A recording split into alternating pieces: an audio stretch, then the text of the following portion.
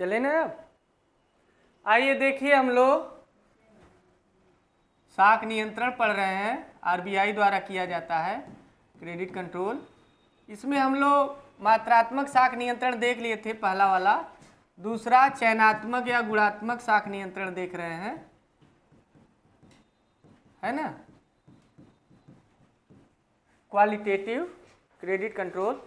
इसमें हम लोग देखें कि गुणात्मक साख नियंत्रण उसे कहा जाता है जब आरबीआई वैसी पॉलिसी अपनाता है, वैसी नीतियां अपनाता है जिसका इफेक्ट किसी विशेष क्षेत्र पर पड़े, किसी विशेष उद्देश्य के लिए अगर कोई पॉलिसी अपनाता है, यानी इसका प्रभाव पूरे बैंकों पर एक साथ नहीं पड़ता है। इस साख नियंत्रण का किसी विशेष उद्देश्य के लिए वो ये पॉलिसी अपनाता है, साख नियंत्रण करता है। इसमें हम लोग पहला देखे थे पिछले टर्म पे कि जो उधार देता है किसी विशेष प्रतिभूति पे, स्पेशल सिक्योरिटी पे उधार देता है, तो उसकी मार्जिन को घटा बढ़ा के साख का नियंत्रण करता है। जैसे हम देखे थे ना, स्टॉक में रखा है कहीं आलू प्याज, तो उसकी रसीद से मिलता है ना। दूसरा हम लोग विभेदक ब्याज दर, ये भी आप लोग देख लेंगे। हाँ, विभेदक ब्याज दर ये है आपका differential interest rate, differential interest rate. इस आधार पर भी बैंक अपनी मतलब आरबीआई बैंकों पर साख नियंत्रण की नीति अपनाता है, लेकिन इसका इफेक्ट कुछ ही क्षेत्र पर पड़ेगा। जैसे देखिए, विभेदक ब्याज दर होता क्या है, इसको समझेंगे। जनरली हर बैंक को आरबीआई ने जो गाइडलाइन दिया है उसी गाइडलाइन के अंदर ही ब्याज दर लेना होता है, उधार अगर दे रहा है तो। जैसे मान लीजिए ये यूनियन बैंक है और आप जा रहे हैं पैसा लेने, ये जनता है, तो जनता को जनरली 8% या 7% से लेकर के 15 या 16% के बीच ही ये ब्याज लेगा, उधार जब देगा तो। जनरली ऐसा होता है। लेकिन अगर इस रेट से कम रेट पर, ब्याज दर पर अगर आपको उधार मिल जाए, या फिर इससे बढ़ा के ब्याज दर पर उधार आपको दिया जाए, ब्याज दर बढ़ा के आपको उधार दिया जाए, तो उस रेट को विभेदक ब्याज दर कहते हैं।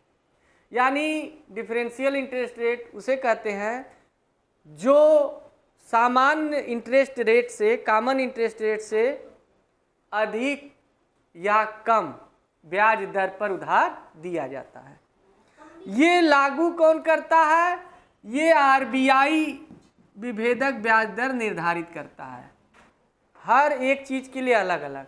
जैसे मान लीजिए कृषि के लिए आरबीआई ने डिफरेंशियल इंटरेस्ट रेट बता रखा है 4%। कितना?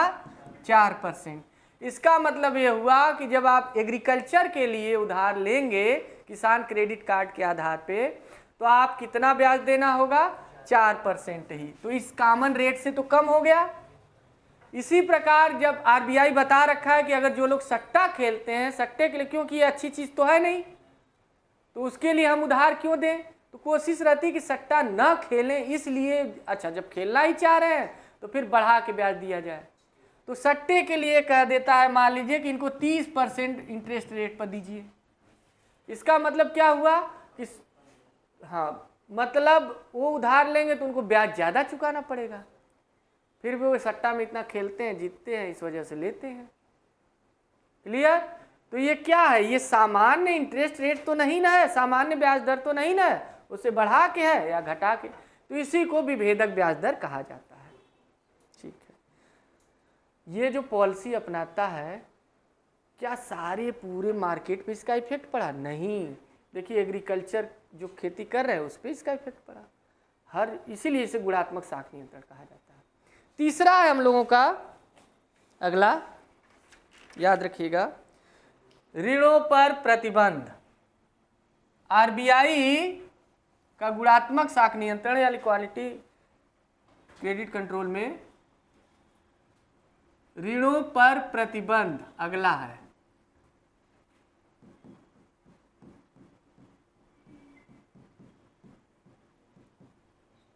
यानी प्रोहिबिशन ऑफ या रिस्ट्रिक्शन ऑन डेट या लोन, रिस्ट्रिक्शन ऑन लोन, उधार पे प्रतिबंध। देखिए कभी कभी ना आरबीआई खुले तौर पे सीधे कह देता है कि बढ़े हुए ब्याज दर को छोड़िए, आप उधार मत दीजिए। बैंकों को सीधे कह देता है कि सट्टा खेलने वालों को उधार देना ही नहीं है, सीधे सीधे बोल देता है। तो क्या हो गया, लोन पे रिस्ट्रिक्शन लग गया कि नहीं? लेकिन क्या सारे लोन पे लगा?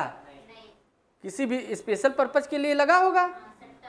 तो जब स्पेशल पर्पज के लिए कोई काम करता है तो इसमें आता है सिलेक्टिव, है ना, क्रेडिट कंट्रोल में। इसीलिए हम सिलेक्टिव वाला पढ़ा रहे हैं, चयनात्मक साख नियंत्रण में। ठीक है, एक हो गया। बहुत ईजी है, किसी भी चीज़ के लिए वो लगा सकता है। अगर वो ये भी कह सकता है कि जैसे उसका मन किया कि जो लोग लीकर बना रहे हैं, मान ली बहुत संत महात्मा टाइप आरबीआई में चले गए, एकदम संत टाइप आदमी, और एकदम हमेशा नफरत करते हैं जो 6 बजे सोमरस से। अब उनके दिमाग में है कि जो लोग लीकर यानी जो लोग मदिरा का व्यवसाय करते हैं उनको उधार देना ही नहीं है, सस्ता महंगा छोड़िए, देना ही नहीं है। वो खुद है जगला टाइप है, वो खुद उधार बांटते हैं, वो कहाँ उधार लेंगे, सही में उनके पास पैसा बहुत रहता है। तो मान लीजिए आरबीआई कह दे तो क्या हुआ, अब जितने उसमें लगे होंगे उस व्यवसाय में उनको नहीं मिलेगा। हाँ, दूसरा कोई दिखा के दूसरे तरीके से वो कर ही लेंगे। एक व्यक्ति एक ही बिजनेस का थोड़ी है, वो अलग तरीके से ले लेंगे। लेकिन इस पर्पज के लिए, लेकिन जो दूसरे तरीके से लेंगे, झूठ बोलेंगे तो पकड़ा भी सकता है, कभी जांच होगी तो फंस भी जा सकते हैं ना। तो इस वजह से ज़्यादातर लोग सही बोल के लेना चाहते हैं।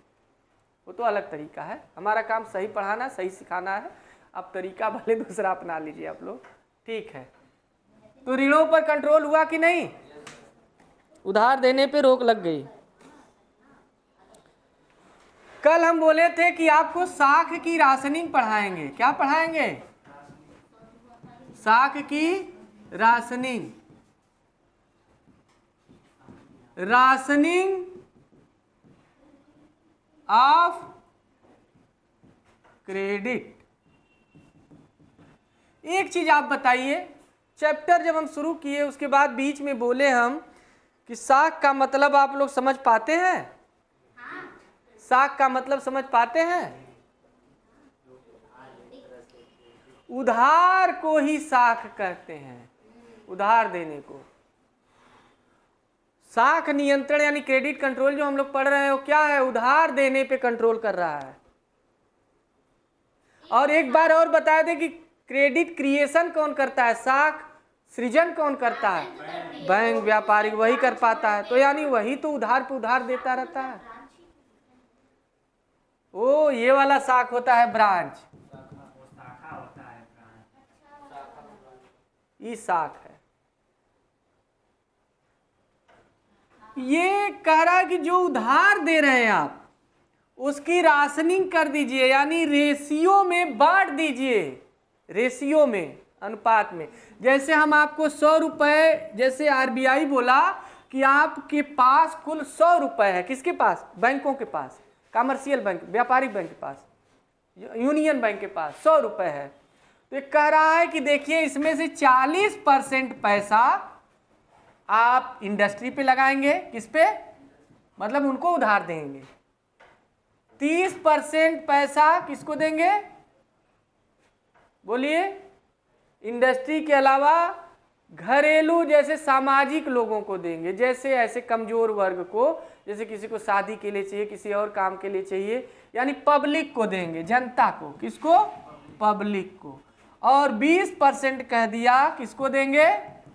एग्रीकल्चर के लिए देंगे, खेती के लिए, है ना, एग्रीकल्चर के लिए। ऐसे ऐसे बांट के पूरा 100% बांट दिया और बोला कि देखिए 40 से 70 90, और कहा कि 10% हम डिवाइड करेंगे, बताएंगे किस पे देना है, वो अपना डिवाइड करेगा।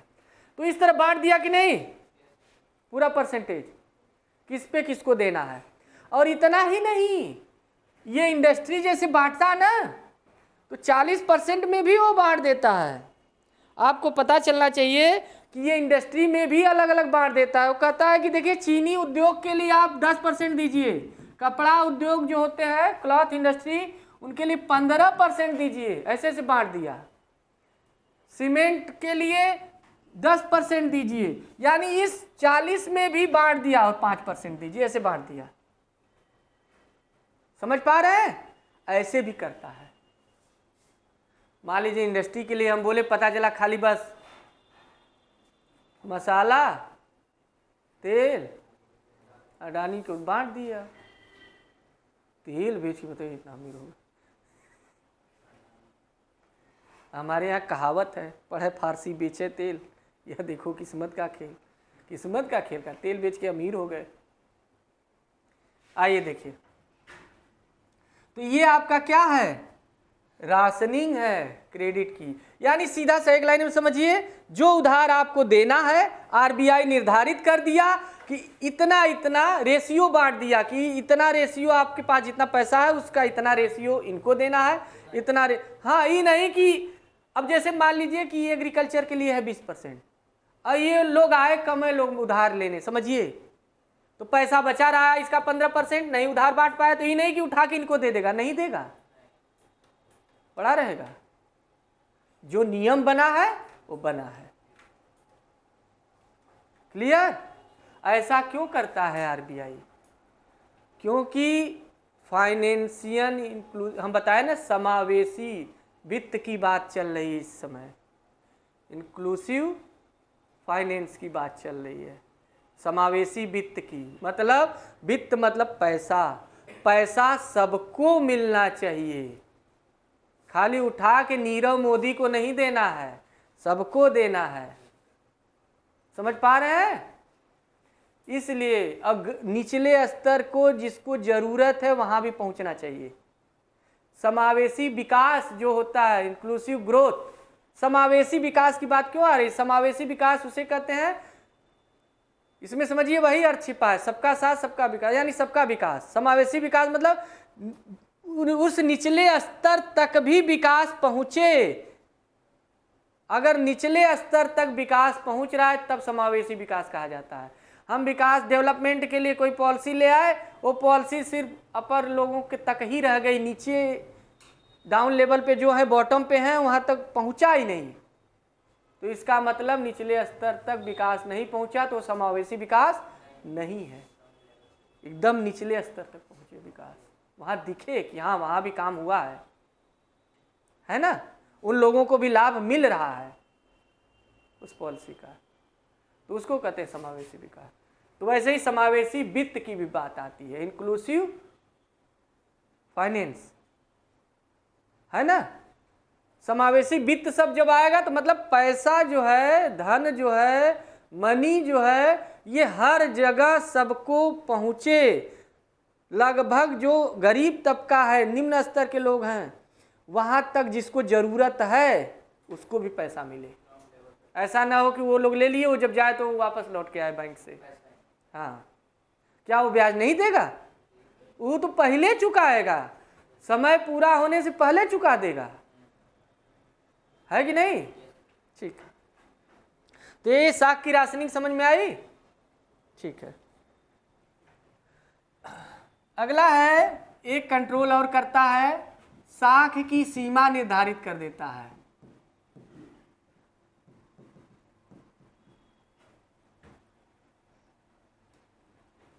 यानी बाउंड्री ऑफ क्रेडिट, यानी साख की सीमा का मतलब, एक लाइन में ध्यान रखिएगा,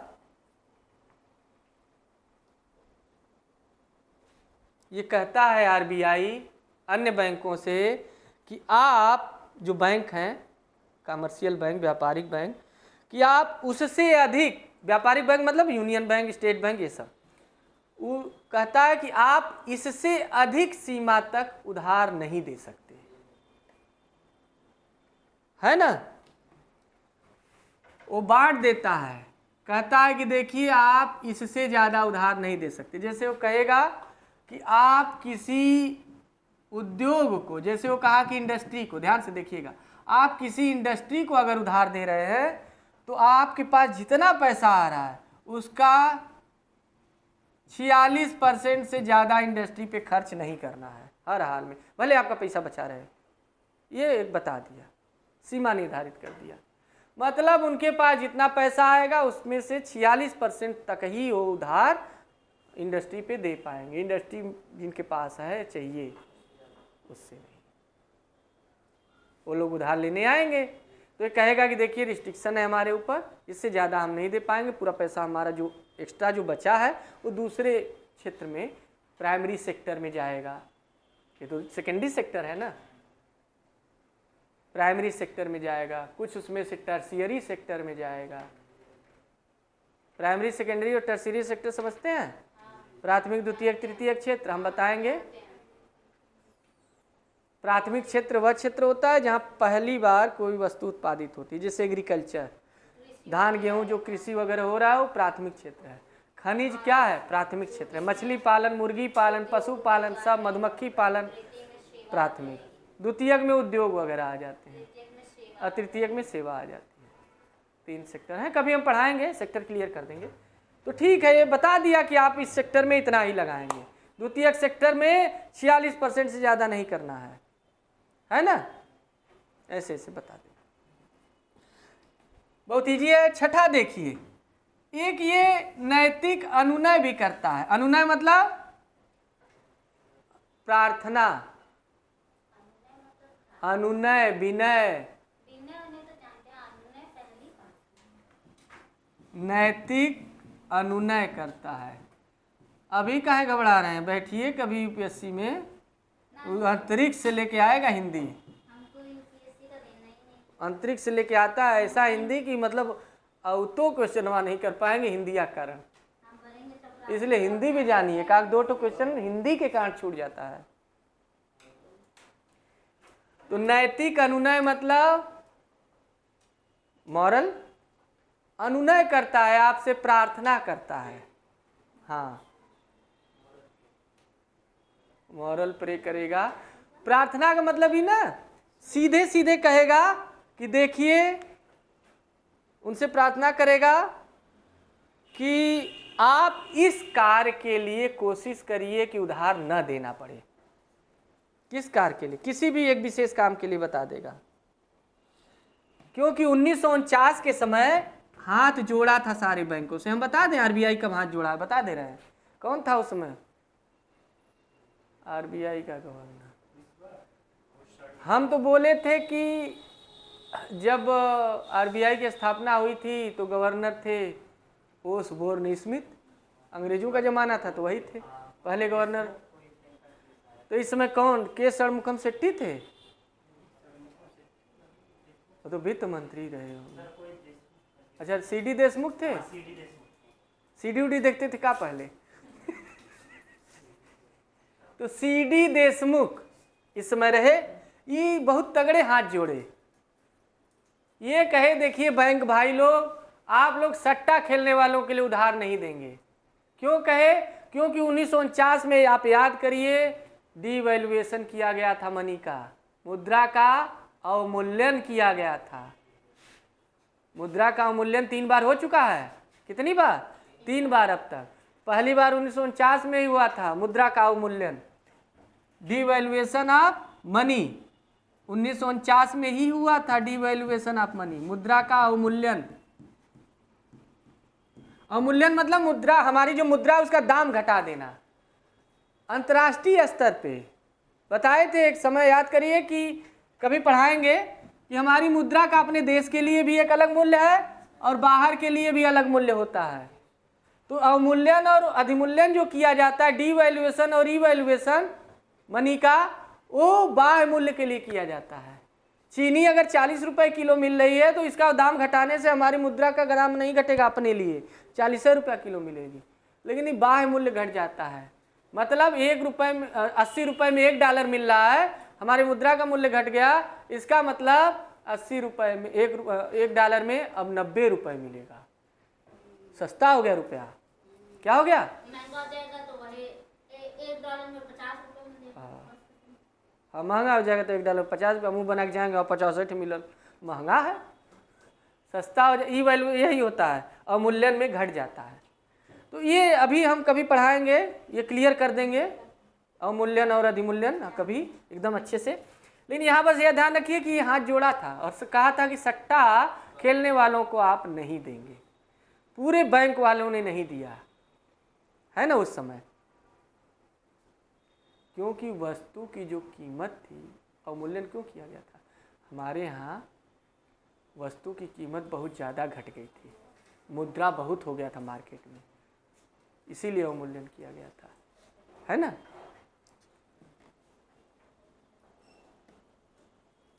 एक होता है प्रत्यक्ष कार्रवाई। जब इन सब से ये लोग नहीं मानते, छठा सातवां जो भी होगा, तो डायरेक्ट एक्शन लेता है आरबीआई। क्या करता है? डायरेक्ट एक्शन लेता है, प्रत्यक्ष कार्रवाई करता है आरबीआई। देखिए बहुत उसके पास इंस्ट्रूमेंट है, आरबीआई के पास बहुत हथियार है, ये भी एक हथियार है, डायरेक्ट कार्रवाई करेगा आप पे, डायरेक्ट एक्शन लेगा। वो कहेगा कि देखिए, बैंकों को चेतावनी देगा कि आप इस तरह का लेन देन मत करिए, इस तरह का ट्रांजैक्शन मत करिए। वो स्पेशल रूप से चेतावनी देता है, डायरेक्ट बोलता है, प्रत्यक्ष कार्रवाई, बैंकों को मना कर देता है कि इस तरह की लेन देन नहीं करना है आपको। कैसा लेन देन नहीं करना है?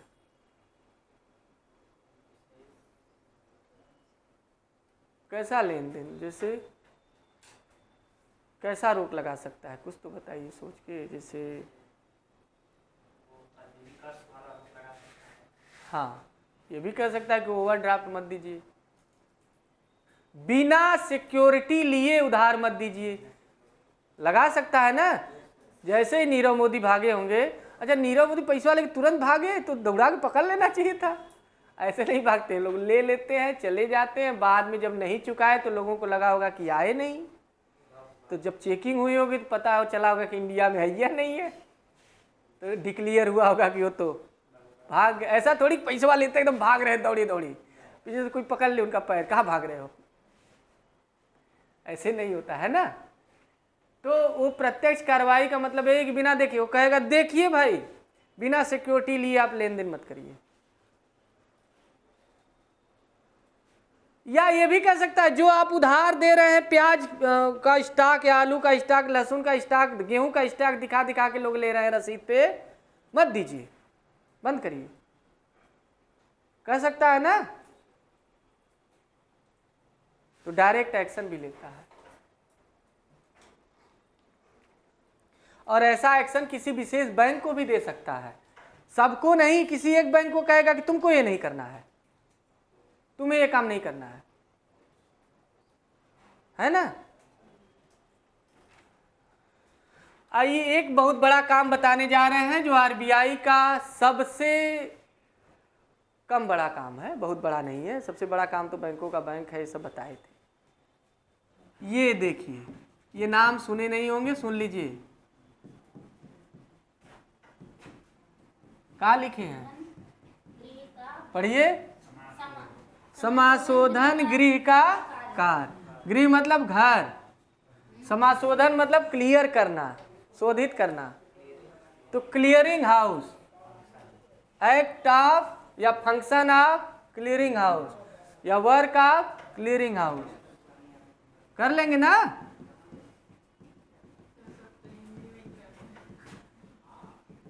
क्लियरिंग हाउस यानी देखिए, आरबीआई क्लियरिंग हाउस का भी कार्य करता है।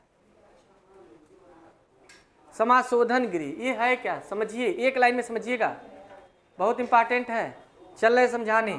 समाशोधन गृह का कार्य ध्यान से देखिए, ये है यूनियन बैंक, कौन सा है, ये है स्टेट बैंक ऑफ इंडिया। आप लोग ये मत पूछिएगा काहे सर दूसरा बैंक पढ़ा रहे हैं, चलिए एक बैंक और चलिए जाने दीजिए, केनरा बैंक पर।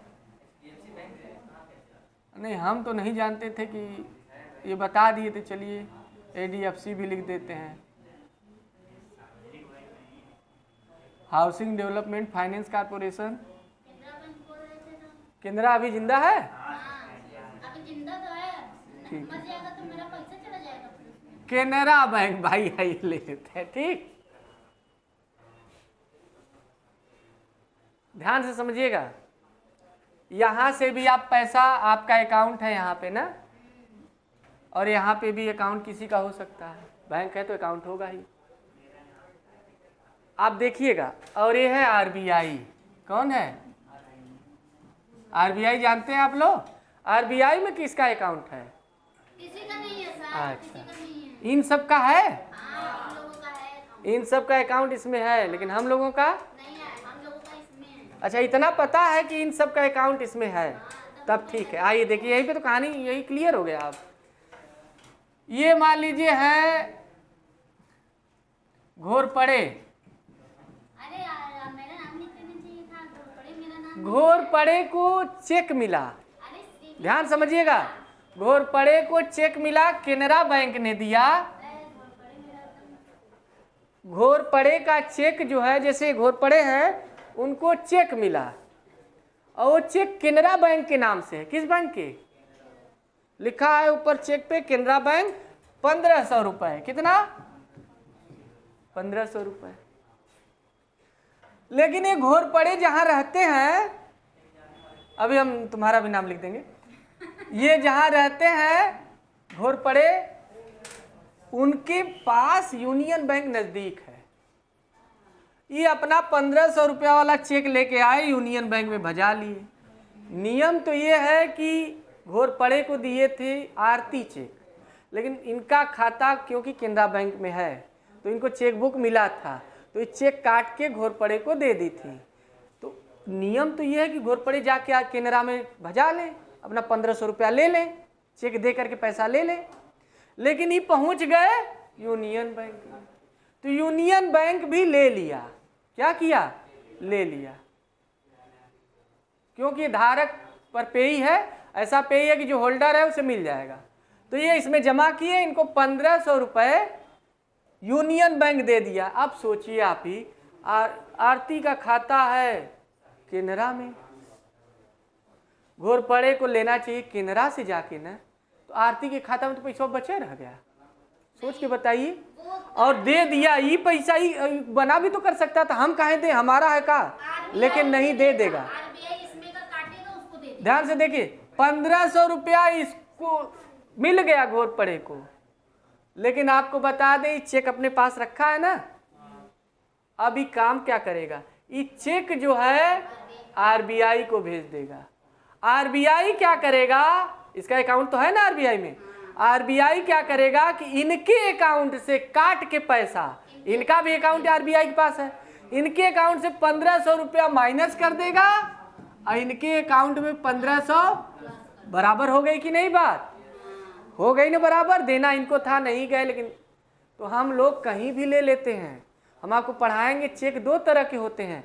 एक होता है कि बियरर चेक होता है, बियरर चेक उसे बोलते हैं, जो चाहे, बियरर मतलब धारक चेक, जो लिया है उस वो निकाल सकता है पैसा। और एक क्रॉस कर दिया जाता है नॉन बियरर, इसका मतलब ये अकाउंट पे ही होता है, वही निकाल पाएगा जिसके नाम से है वो अकाउंट खुलवाए, या अकाउंट खुला है तो अकाउंट में पैसा जाएगा। हाँ, तो जो नॉन बियरर होता है, जैसे इस पे क्रॉस नहीं लगा है ना, वो नॉन बियरर, तो अगर आपका चेक गिर गया, जो पा गया वो निकाल लेगा पैसा, लेकिन ये वाला नहीं निकाल पाएगा क्योंकि अकाउंट में पैसा जाएगा। तो हम बताएंगे, हम इसकी बात कर रहे हैं। चाहे जैसे भी हो, अकाउंट पे भी हो, तो मान लीजिए आपने केनरा का दिया, लेकिन इसका खाता मान लीजिए घोरपड़े का यूनियन बैंक में हो, तो यही निकाल लिया। तो हमारा कहने का बस इतना मतलब है कि पैसा देना काम इनका था, दिया इसने, तो क्या यही क्लियर करना होगा ना, नहीं तो ऐसे में तो इसका नुकसान हो जाएगा।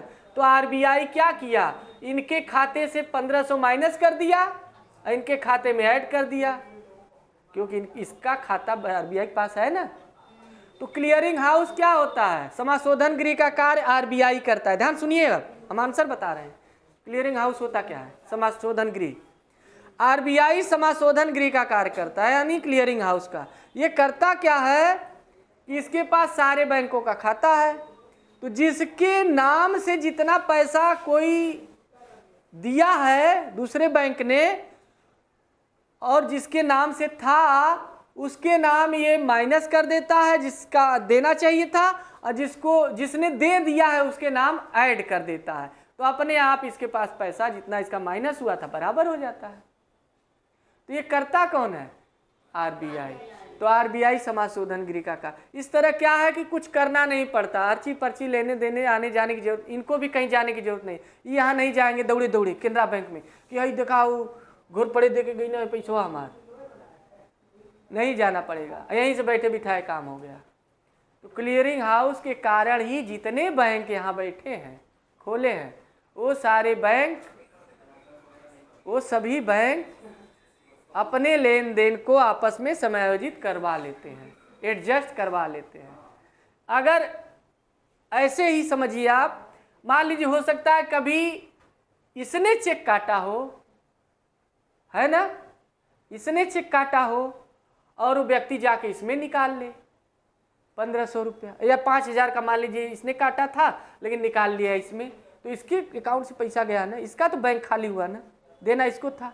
तो 5000 रुपया जो ये काटे हैं वो चेक इनके पास है, आरबीआई के पास जाएगा, आरबीआई क्या करेगा, इनका 5000 माइनस करके क्या करेगा, इनके प्लस में 5000 कर देगा। क्यों इनका माइनस करेगा? क्योंकि देना इनको था, चेक जिसके नाम से काटा जाता है उसी को देना होता है, क्योंकि जिस नाम से कट गया ना तो इनके अकाउंट से 5000 रुपया कट जाएगा। तो ये देखिए कहीं जाना नहीं पड़ा, बैठे बिठाए क्लियर हो गया। इसी को कहते हैं क्लियरिंग हाउस ऑफ बैंक। यानी आरबीआई का जो क्लियरिंग हाउस यानी समाशोधन गृह का जो कार्य है बहुत इंपॉर्टेंट रोल निभाता है। इसी के कारण सारे बैंक आपस में एडजस्ट रहते हैं। इसीलिए आप सोचते होंगे कि हम एटीएम लगाए उस मशीन में, हमारे पास एटीएम वहाँ है, खाता उसका है, निकाल लिए उसके एटीएम से, अब मान लीजिए सब लोग उसी से निकाल लें, कोई दे न तब, तो वो सुविधा क्यों दिया है? क्योंकि क्लियरिंग हाउस है वहाँ। क्लियर ना? अगला है मुद्रा परिवर्तन का काम। समय है ना अभी? हाँ समय है, हो जाएगा बस। अगला है विमुद्रीकरण। नाम सुने आप लोग? ये भी आरबीआई करता है लेकिन सरकार के आदेश पे करता है। याद रखिए, विमुद्रीकरण जो है डीमोनेटाइजेशन करवाती है सरकार, लेकिन करता कौन है? यानी विमुद्रीकरण वास्तव में कौन करता है? वह सरकार। सरकार जब ऑर्डर देगी तभी होगा। तो विमुद्रीकरण सरकार करती है, डीमोनेटाइजेशन जिसको बोलते हैं। ध्यान समझिएगा, नहीं समझ में आएगा तो पूछिएगा। एक समय था हम डिमोनेटाइजेशन यानी बताए थे आपको, याद करिए विमुद्रीकरण है क्या? पुरानी मुद्रा को हटाकर नई मुद्रा चला देना। पुरानी मुद्रा के स्थान पर नई मुद्रा का प्रवेश, नई मुद्रा प्रवेश करना जारी करना, ये है आंसर। यानी टू इशू न्यू मनी किसके स्थान पर? पुरानी मुद्रा के स्थान पर। हाँ, ओल्ड करेंसी। करेंसी भी बोल सकते हो, मनी। यानी पुरानी मुद्रा के स्थान पे नई मुद्रा जारी करना। अब यहाँ पे थोड़ा सा सोच लीजिएगा, पुरानी मुद्रा के स्थान पे जब नई मुद्रा जारी करती है, अभी की थी 2016 में, डेट कौन सा है? दिसंबर कहाँ था?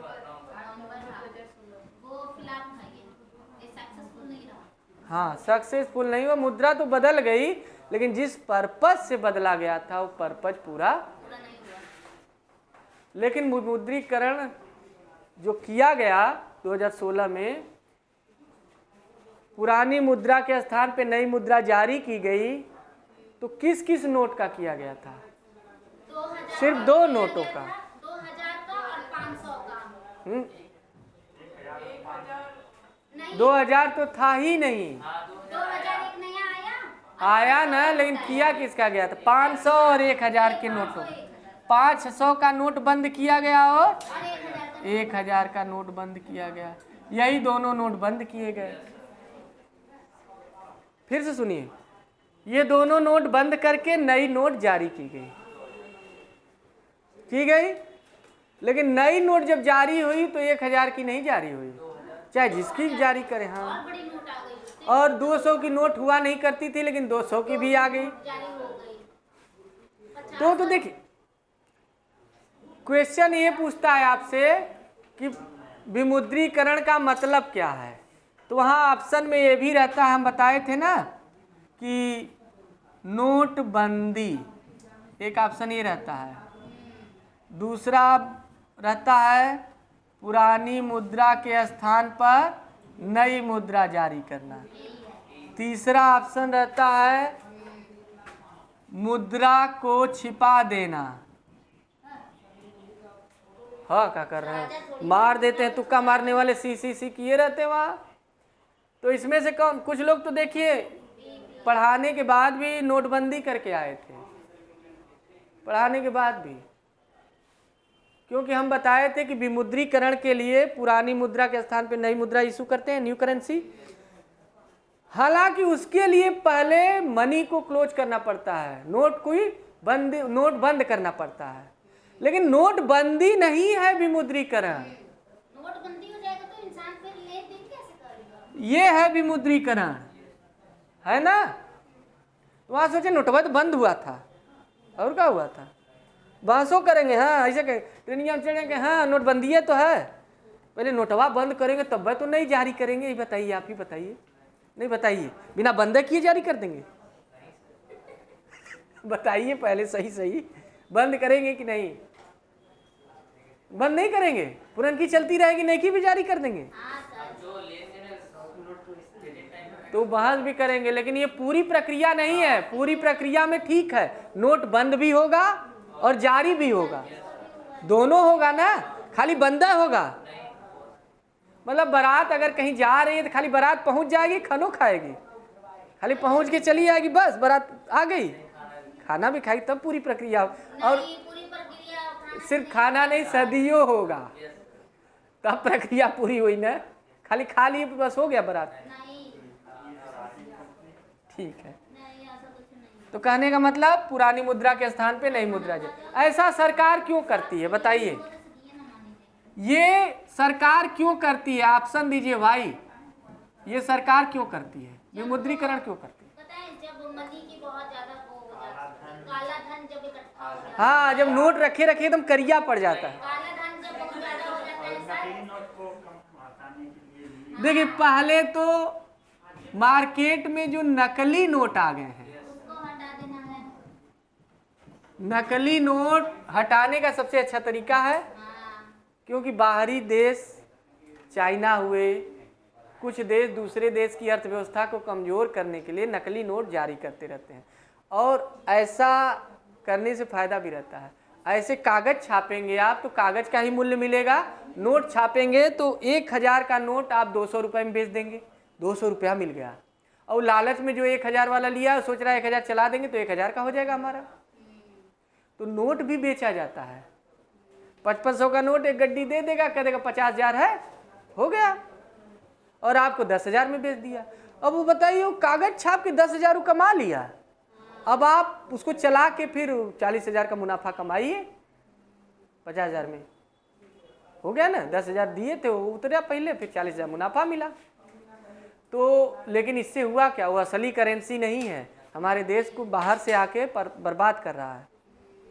उस करेंसी को अगर बाहर करना है, नकली मुद्रा को, तो ये सबसे अच्छा तरीका है, क्योंकि नकली मुद्रा कोई ले नहीं जाएगा, बैंक में चेकिंग होगी, पकड़ा जाएगा, तो वो मुद्रा बाहर हो जाएगी। तो पुरानी जो हमारी मुद्रा थी वो लेंगे, नई मुद्रा जारी करेंगे।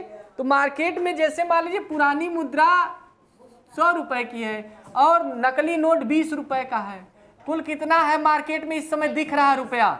120 रुपया। लेकिन जब वापसी होगी तो हम नया जारी कितना करेंगे? 100 रुपया का। नहीं तो फर्जी बेकार हो जाएगा ना, नकली वाला तो बेकार। तो मार्केट में फिर दोबारा कितना निकल के आएगा? 100 रुपए। तो पुरानी करेंसी तो बेकार हो जाएगी। अरे पुरानी कह रहे हैं, नकली। दूसरा देखिए क्यों करते हैं ये? काला धन को रोकने के लिए। होता क्या है काला धन, ये भी ध्यान दे दीजिए। आइए, ब्लैक मनी को रोकने के लिए। ब्लैक मनी, काला धन। ये ब्लैक मनी क्या होता है? देखिए काला धन क्या होता है, ध्यान समझिएगा। नियम ये है, ध्यान से देखिएगा, नियम ये है कि जो लोग पैसा रखते हैं और एक निश्चित इनकम, हाँ बोल दीजिए, धीरे बोले, निश्चित इनकम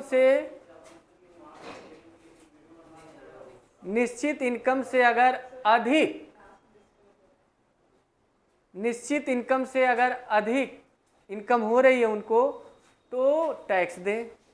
नियम तो यही कहता है ना। जैसे आप 2 लाख कमा रहे हैं साल में, कोई बात नहीं, कोई टैक्स नहीं। 3 लाख कमा रहे हैं, कोई टैक्स नहीं। अब तो 8 लाख तक कमाने वालों को माफ हो गया, 12 लाख तक हो गया। कितना? 8 लाख तक कि 12 तक? तो अगर मान लीजिए 8 लाख से ज्यादा कमा रहे हैं तब तो टैक्स देना होगा ना। 8 लाख से मान लीजिए ज्यादा कमा रहे हैं तो टैक्स देना होगा ना, इनकम टैक्स देना है। अब समझिए यही कहानी शुरू होती है। लेकिन 8 लाख तक आप कमा रहे हैं, पता कैसे चलेगा? अकाउंट में पैसा रहेगा तब ना, या आप बताएंगे जाके तब ना। मत अकाउंट में डालिए, बताइए। तो ये लोग करते क्या है कि पैसा कमाते तो बहुत हैं, जितने अपराधी माफिया हैं, लेकिन अकाउंट में नहीं रखते। कहाँ रखते हैं? हम तो वही देखते हैं मूवी वूवी में कि बेड के अंदर, बेड जो डबल बेड है उसी में भरे हैं। तो कई तरीका है, अपना रखे हैं। जब वो अपने पास इतना पैसा रखे हैं और इनकम है तभी तो रखे हैं, तो फिर इनकम का ब्याज मतलब टैक्स दिए क्यों नहीं? तो जो पैसा अब आइए परिभाषा पे, जो पैसा टैक्स न देने की वजह से, टैक्स की चोरी की वजह से बचा रह गया, उसे काला धन कहते हैं। आप रख रहे हैं 1 लाख 1.5 लाख साल में बचा पा रहे हैं, वो चोरी नहीं है, वो काला धन नहीं है। मतलब वह धन जो टैक्स न देने के कारण बचा रह गया, वो काला धन। टैक्स से बचा के हम रखे, काला धन है। तो अब इस बंदी से क्या होगा? अगर विमुद्रीकरण होगा, नोटबंदी हुआ, तो ये पैसा ले जाकर बैंकों में नहीं जमा, ये तो असली मुद्रा है, जमा करेंगे। लेकिन ये लोग तरीका क्या अपनाए थे? अपने अकाउंट में ये सब नहीं जमा किए।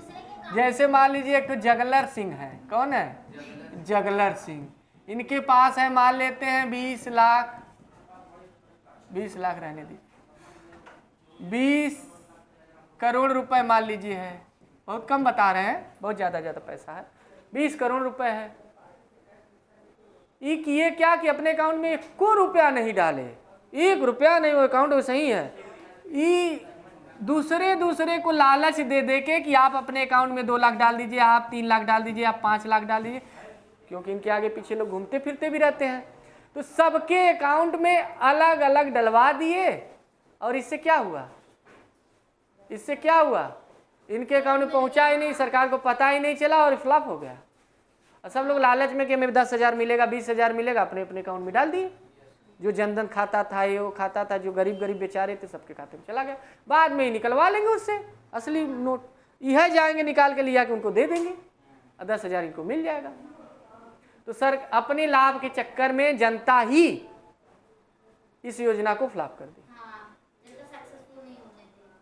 मतलब जो जगलर हैं वो जगलर रहेंगे, कुछ बिगाड़ नहीं पाएंगे आप। वही हुआ, काला धन 1 रुपया नहीं आया। सरकार तो बीच में वो भी और दूसरा सुनिए, कि जिसके अकाउंट में जो गया वो ना ले, हाँ वो ले उसको। लेकिन अब एक और हम काम बताने जा रहे हैं इसका, क्यों करता है, बस आखिरी है। अवैध फंडिंग रोकने के लिए तीसरा यही, ये क्यों करता है विमुद्रीकरण, तो तीसरा है कि अवैध फंडिंग रोकने के लिए, इलीगल फंडिंग। अवैध फंडिंग मतलब इलीगल फंडिंग इंग्लिश में, रोकने के लिए करता है, टू स्टॉप अनलीगल फंडिंग। अवैध फंडिंग रोकने के लिए कैसे, आइए देखिए। आपको हम बता दें, जितने आतंकवादी, अभी आतंकवादी घटना हुई है कहाँ पे, पहलगाम में, हालांकि एक्शन हमारी तरफ से हो गया, और देखिए ये युद्ध में बदल सकता है, लेकिन वो हथियार उठाएगा तब। कैसे पता, कांप रहा था कहाँ, हाँ कुछ दिन बाद फिर आतंकवादी घटना करेगा वैसे ही। तो अवैध फंडिंग रोकने के लिए ध्यान समझिएगा, अवैध फंडिंग है क्या, जो आतंकवादी हैं उन लोगों को जो पैसा मिलता है, जितने भी टेररिस्ट हैं उनको पैसा मिलता है, नक्सलाइट को पैसा मिलता है, नक्सलवाद भी हमारे यहाँ है ना, पूर्वोत्तर भारत में ढेर सारे वैसे संगठन हैं जो आतंक फैलाते हैं, उल्फा वगैरह है ना, उन संगठन को पैसा चाइना भी देता है, बहुत जगह से मिलता है। तो वो जो पैसा मिल रहा है, ध्यान से समझिएगा,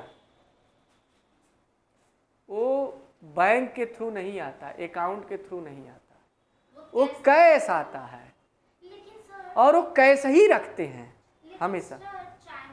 लेन देन करेंगे तो पकड़ लिए जाएंगे ना, क्योंकि अकाउंट खुलेगा, ये होगा वो होगा, या हो सकता है देने के लिए किसी भी, बहुत से लोग अपने अकाउंट से दे देते हैं, लेकिन पैसा कहाँ गया पता ही नहीं। तो जब पैसा उनके पास चला गया, उसको आतंकवादी हमेशा नगद रूप में पैसा रखते हैं। किस रूप में, कैश के रूप में रखते हैं। तो जब कैश के रूप में रखेंगे, ध्यान रखिए, तो बक्सा बक्सा भर के रखेंगे, और इसी से अपना पूरा चलेगा, इनका टेररिस्ट एक्टिविटी होती रहेगी। बंदूक खरीदेंगे, मिसाइल खरीदेंगे, सब खरीदेंगे। तो फिर अगर नोटबंदी हो गई तो इनका बक्सा रखा का ये फिर ले जाके जमा भी नहीं कर पाएंगे कि हम किसको दें। अगर जो इनसे मिला हुआ कोई व्यक्ति होगा, जो सीधा मतलब ऐसा होगा, तो नेता टाइप ईमानदार दिखता होगा, वो व्यक्ति ले करके और अपने लोगों के माध्यम से वो बैंक में डलवा सकता है, और बाद में निकलवा लेगा। लेकिन ये संभव उतना नहीं हो पाता है। इसलिए अवैध फंडिंग को रोकने के लिए भी ये बहुत बड़ा हथियार है, डिमोनेटाइजेशन। हाँ बोलिए सर, यहाँ मतलब कि जैसे आप बताए कि मतलब कि उत्तर में जो मतलब कि हाँ उल्फा, हाँ, तो अगर चाइना वाले लोग जो पैसा देते होंगे तो वो तो अपने पैसे में देते होंगे ना, मतलब वो सब बदल लेते हैं। उनके यहाँ भी चाइना का आयात निर्यात नहीं होता है क्या? तुम सामान नहीं मंगाती, रुपया नहीं देती हो का? वो अपने मुद्रा से ये मिल्टन कहाँ का है? मिल्टन कहाँ का है? भारत का है क्या? नहीं, चाइना का है, जितना बाटल पड़ा है। अरे हम ये नहीं, तो पैसा देंगे, चाइना में लेके आएंगे, लेकिन वहाँ भी तो हम रुपया दे के चाइना में बदल के रेनमिनबी में ले सकते हैं। तो रुपया उनके यहाँ पड़ा है कि नहीं? हर देश के पास हर देश की करेंसी पड़ी रहती है, ठीक ना, रहती है। क्लियर? हम विनिमय एक्सचेंज, फॉरेन एक्सचेंज जब पढ़ाएंगे तो वहाँ और डिटेल में बताएंगे। यहाँ भी थोड़ा सा बताए थे कि रुपए को कैसे उसमें डॉलर में बदला जाता है। डॉलर आपका यही कह रहे हैं कि उनके पास तो चाइना की करेंसी है, तो रुपया कैसे दे दिए ना? आप बोल रहे हो कि एक आतंकवाद दूसरे आतंकवाद को दे रहा है, तो रुपये में कैसे देगा? फिर वो तो चाइना का नोट तो चाइना में देगा ना। नहीं, दूसरे आतंकवाद को चाइना का जो नोट है, वो उस नोट को क्या बोलते हैं? रेनमिनबी या युआन बोलेंगे। तो वो मुद्रा कन्वर्ट हो जाती है। क्या हमारे यहाँ डॉलर नहीं मिलेगा क्या? तो कौन जाएगा कन्वर्ट करने? जब हम जानते नहीं, हैं कि आतंकवाद जब सरकारें लिप्त है, सरकार करा रही है चाइना की, तो उसके पास तो सब है ना। वो क्यों कराती है वहाँ पे ऐसे? क्योंकि कारण है, वहाँ फैलाव रहेगा, बिखराव रहेगा, तो हम आगे बढ़ लेंगे, कब्जा कर लेंगे। चाइना कब्जा करता ही तो रहता है, हमेशा पूर्वोत्तर की सीमा डिस्टर्ब ही तो रहती है, हाँ हमेशा डिस्टर्ब रहती है। चाइना कहता हमें, वो कहता है ये लोग हमारे ही हैं, कहने से होगा। ठीक है, तो ठीक है, अवैध फंडिंग मतलब अवैध तरीके से किसी को पैसा दिया गया, उसको रोकने के लिए ये सबसे बड़ा हथियार है, क्योंकि ये नोट यूज नहीं हो पाएगा, बेकार का बेकार हो जाएगा, वैसे ही पड़ा रहे। ठीक है, यहीं तक हम लोग, बाकी